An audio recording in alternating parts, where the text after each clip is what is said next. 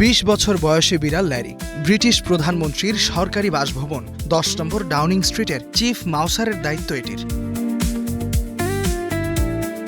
আবারও ডাউনিং স্ট্রিটের দরজায় নতুন প্রধানমন্ত্রী অ্যান্ডি বার্নহামের অপেক্ষায় থাকতে দেখা গেছে বিড়াল ল্যারিকে।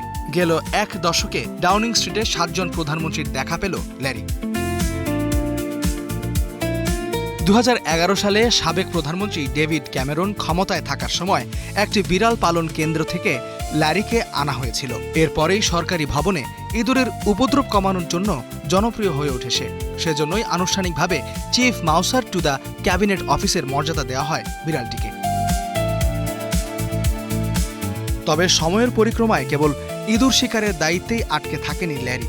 গত ১.৫ দশকে ডাউনিং স্ট্রিটের বাসিন্দা হিসেবে একের পর এক প্রধানমন্ত্রীর আসা যাওয়ার সাক্ষী হওয়ার পাশাপাশি পরিণত হয়েছে যুক্তরাজ্যের রাজনীতি ও গণমাধ্যমের অন্যতম প্রিয় পাত্রে।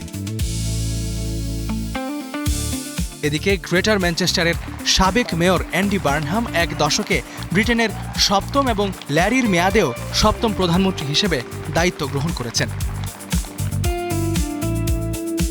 রাজনৈতিক বিশ্লেষক ও আন্তর্জাতিক গণমাধ্যমে তাই রসিকতা করে প্রায়ই ল্যারিকে ডাউনিং স্ট্রিটের সবচেয়ে অভিজ্ঞ কর্মকর্তা হিসেবে অভিহিত করা হয়। ইস্তিহাদুল মাহমুদ, স্টার নিউজ।